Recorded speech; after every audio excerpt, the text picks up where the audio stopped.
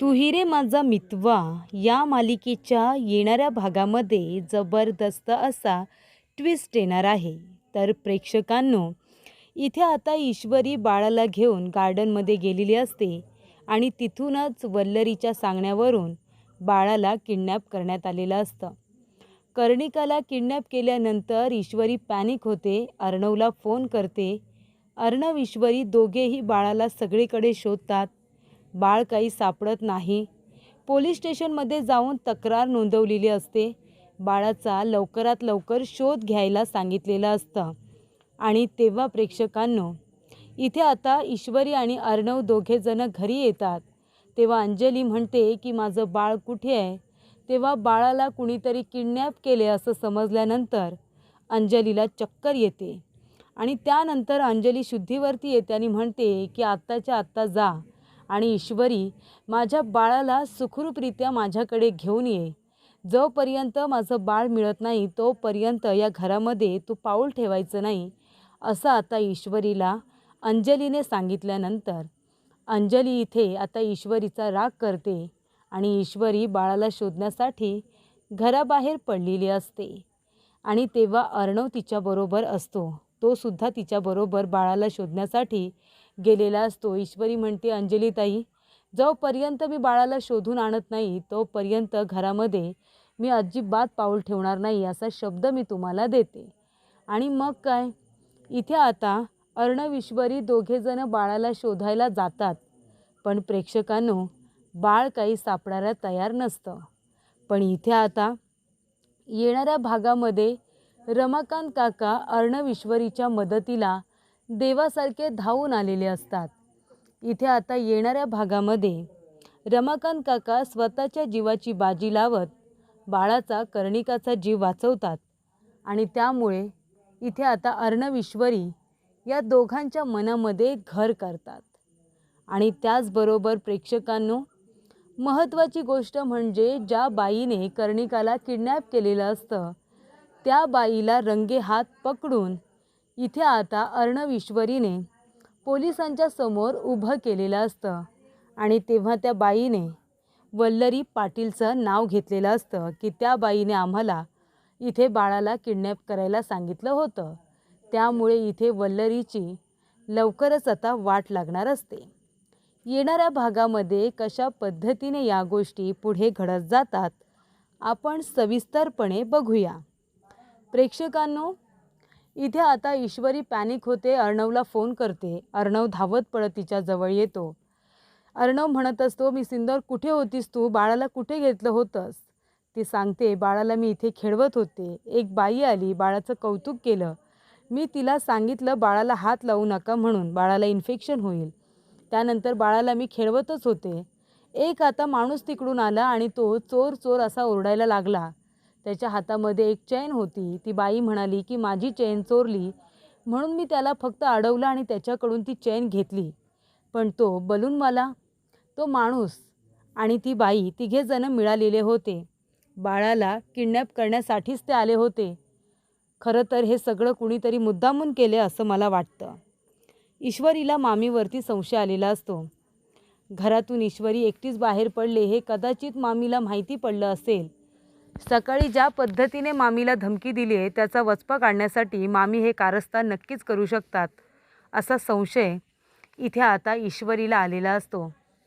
आणि मग प्रेक्षकांनो, ईश्वरी आता म्हणते की काहीही झालं तरी बाळाला शोधून काढणारच. ती आता संपूर्ण रस्ते पायी पिंजून काढत असते. सगळ्या लोकांना ती 1000 वेळा विचारत असते. आणि मग प्रेक्षकांनो, इथे आता ईश्वरीला बाळाच्या रडण्याचा आवाज ऐकू येतो. ती बाई आता बाळाला पळवून तर घेऊन जात असते, पण बाळ काही गप्प राहणार आहे का? कर्णिकाला इथे आता खूपच रडायला येतं. कर्णिका जोर जोरात रडत असते. ती बाई तिथे बाळाला गप्प करण्याचा प्रयत्न करत असते. आजूबाजूचे लोक विचारत असतात की अहो, तुम्ही तुमच्या बाळाला गप्प करा ना, किती रडतंय ते बाळ, तुमचंच बाळ आहे ना, गप्प करता येत नाही का? ती बाई म्हणते, हो हो रडतंय बाळ, त्याची तब्येत ठीक नाही आहे ना, म्हणून बाळ रडतंय, मी करते ना, गप्पच करते. आणि तेव्हा इथे आता बाळ काही गप्प व्हायला तयार नसतं. कर्णिकाचा आवाज आता इतका ईश्वरीच्या ओळखीचा असतो, परिचयाचा असतो की बाळाच्या रडण्याचा आवाज ऐकू आल्यानंतर ईश्वरी बरोबर त्या ठिकाणी जाते. बघते तर काय, ती बाई बाळाला गप्प करत असते, तोंडावरती हात वगैरे ठेवत असते, पण बाळ काही ऐकायला तयार नसतंच. तेव्हा इथे ईश्वरी त्या ठिकाणी आता तिला पकडायला जात असते. ती म्हणते, अर्णव सर तिकडे बघा, बाळ तिकडे रडतंय, मला आवाज येतोय. आणि त्या दिशेने आता ईश्वरी जात असताना ती बाई आणि बाळ तिच्या दृष्टीस पडतं आणि ती पकडायला जाणार. तेवढ्यातच ती बाई आता पळण्याचा प्रयत्न करत असते. तेव्हा ईश्वरी म्हणते, थांब, नाहीतर आता तुझं काही खरं नाही आहे. तुला मी सोडणार नाही आहे, तुला पोलिसांच्या ताब्यात देणार आहे. जर बाळाला दिलंस तर मी काही करणार नाही. तेव्हा इथे अर्णव ईश्वरी दोघं त्या बाईला पकडायला आता मागे धावत असतात. ती बाई काय करते प्रेक्षकांनो, बाळाला तिथेच खाली ठेवते आणि पळून जाते पुढे. आणि तेव्हा इथे आता बाळाला मध्येच ठेवल्यानंतर अर्णव ईश्वरी बाळापर्यंत पोचे आधी तिथे एक गाडी आलेली असते. त्या ठिकाणी एक गाडी येते आणि बाळाला धोका असतो त्या गाडीपासून. तेवढ्यातच त्या ठिकाणी रमाकांत काका येतात आणि बाळाला उचलतात आणि बाजूला होतात.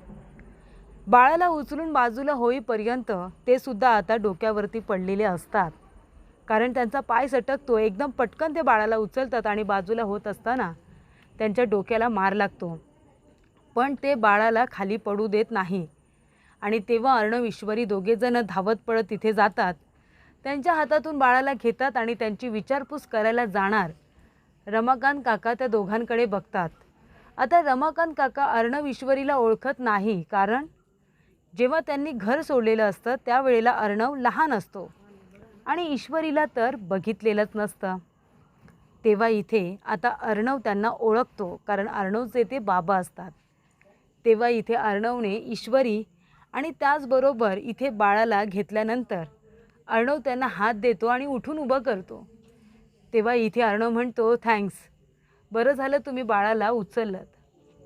आणि तेव्हा इथे आता ईश्वरी म्हणत असते, अर्णव सर तुम्ही यांना ओळखलंत का? अर्णव म्हणतो, मला कुणालाही ओळख द्यायची नाही आहे.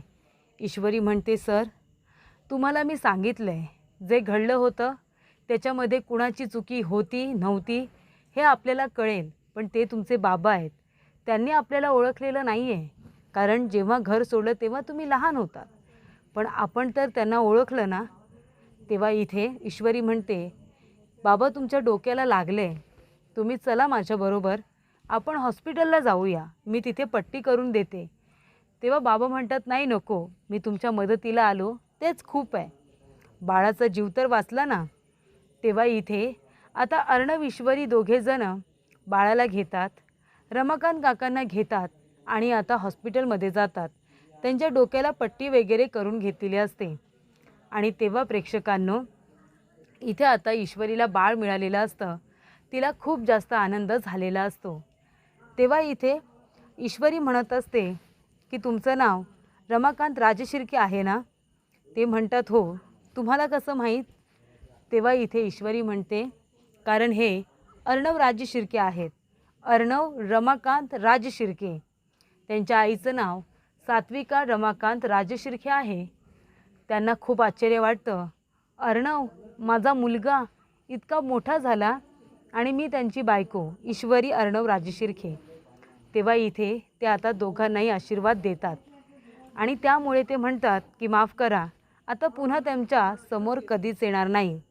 आणि तेव्हा ते आता तिथून निघून जात असतात. ईश्वरी म्हणते, नाही, तुम्हाला आमच्याबरोबर यावं लागेल, झालं गेलं ते सगळं विसरून आमच्याबरोबर चला, आम्हाला तुमची आता गरज आहे, खूप काही गोष्टी आहेत ज्यांची उत्तरं शोधायची आहेत, तेव्हा तुम्ही आता माझ्याबरोबर चला.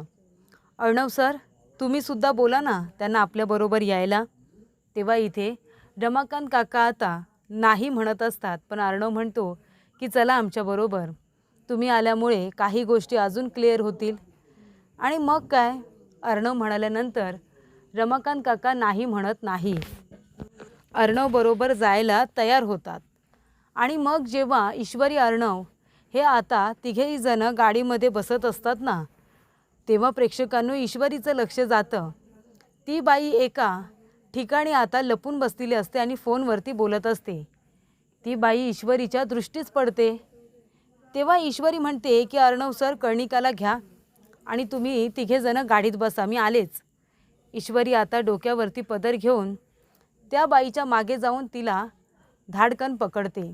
ती बाई फोनवरती बोलत असते वल्लरीबरोबर की आम्ही तुमचं काम केलं, पण आम्ही आता अडकलो. आम्ही खूप मोठ्या संकटात अडकलो आहोत, पैसे वाढवून द्यावे लागतील. आणि तेव्हा इथे ईश्वरी पकडते आणि म्हणते, किती पैसे हवेत तुम्हाला?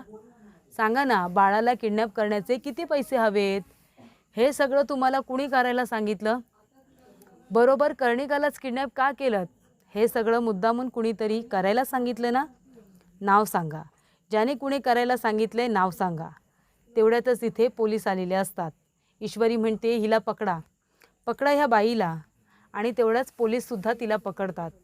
आणि ईश्वरी म्हणते, विचारा आता, बाळाला किडनॅप करायला कुणी सांगितलं होतं? मला माहिती आहे तुम्ही त्याच बाईबरोबर आता बोलत होता. ती म्हणत असते, वल्लरी पाटीलने सांगितलं बाळाला किडनॅप करायला. आणि तेव्हा प्रेक्षकांनो, ही बातमी आता ईश्वरी अर्णवला सांगते की त्या बाईने वल्लरी मामीचं नाव घेतलं. मला घरातून बाहेर काढण्यासाठी माझ्यावरती इतका मोठा आरोप करायची काय गरज होती की मी इथे बाळाला नीट सांभाळलं नाही, बाळाची काळजी घेतली नाही, मी मुद्दामून त्या बाईला किडनॅप करायला सांगितलं.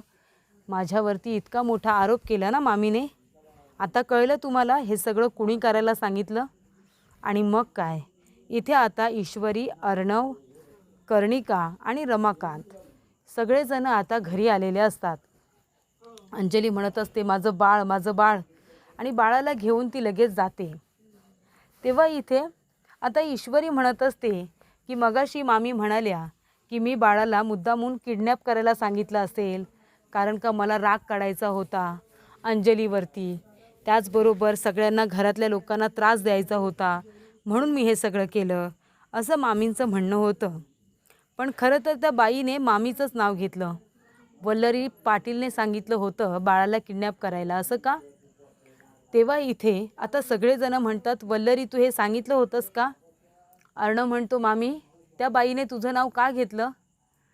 तेव्हा ती म्हणते, खोटं बोलते ईश्वरी, तिने सांगितलं असेल मुद्दामून माझं नाव घ्यायला. तेव्हा इथे पोलिसांसमोर चला, तुम्ही सगळेजण चला. त्या बाईने माझ्या सांगण्यावरून नाव घेतलं की स्वतःहून नाव घेतलं ते तुम्हाला कळेल. तेव्हा इथे आता लगेच म्हटलं जातं की हां, मीच सांगितलं होतं, पण बाळाला ती काही करणार नव्हती. तुला या घरातून मला बाहेर काढायचं आहे ना, म्हणून मी हे सगळं केलं. कळलं तुला? माझा बाळाला इथे नुकसान पोचवण्याचा काही हेतू नव्हता. आणि मग काय प्रेक्षकांनो, इथे आता मामा वल्लरीच्या थोबाडीत देतात आणि म्हणतात, ईश्वरीच्या रागापोटी बाळाला किडनॅप करायला सांगायला लाज नाही वाटली तुला? तेव्हा वल्लरी म्हणते, ती बाई माझ्या ओळखीची आहे, ती बाळाला घरी घेऊन येणारच होती. आणि मग इथे आता ईश्वरी म्हणते की ते सगळं झालंच, पण आता एक महत्त्वाची गोष्ट, या घरामध्ये एक महत्त्वाची व्यक्ती येणार आहे, पण त्या व्यक्तीला कुणी काही प्रश्न विचारून त्रास देणार नाही. तेव्हा रमाकांत काका आता आतमध्ये आलेले असतात. ईश्वरी म्हणते, या बाबा आतमध्ये या. रमाकांत काका आता आतमध्ये आल्यानंतर सगळ्यांकडे बघून थोडे घाबरतात. 20 वर्षांपूर्वी झालेले आरोप अजून हे ते विसरलेले नसतात. संशयाने बघितल्या जाणाऱ्या त्या नजरा अजूनही त्यांना खात असतात. तेव्हा इथे ईश्वरी म्हणते, 20 वर्षांपूर्वी तुमच्या बाबतीत, माझ्या आईच्या आणि सात्विका आईंच्या बाबतीत जे काही घडलं ना, ते सगळं कुणी नेमकं घडून आणलं होतं ते आता आपल्याला शोधून काढायचं आहे. कारण आम्हाला माहिती आहे त्यावेळेला जी सिच्युएशन निर्माण झाली होती त्याच्यामध्ये तुमची, माझ्या आईची आणि अर्णव सरांच्या आईची काडी मात्र काही चूक नव्हती. अर्णव सरांच्या आईने आत्महत्या केली कारण त्यांचा गैरसमज झाला होता. पण जे हे फोटो ज्या लोकांनी खोट्या पद्धतीने, चुकीच्या पद्धतीने व्हायरल केले होते, सर्क्युलेट केले होते, ती लोक खरे गुन्हेगार आहेत. अर्णव सरांच्या आईच्या मृत्यूच्या मागे त्या लोकांचा हात आहे आणि त्यांना आता लवकरात लवकर पकडला जाईल. तेव्हा रमाकांत काकांना त्या केसबद्दल आता अजून काही माहिती असेल, त्यावेळेला नक्की कोण कोण लोक आले असतील ते तुमच्या ओळखीचे सुद्धा असतील.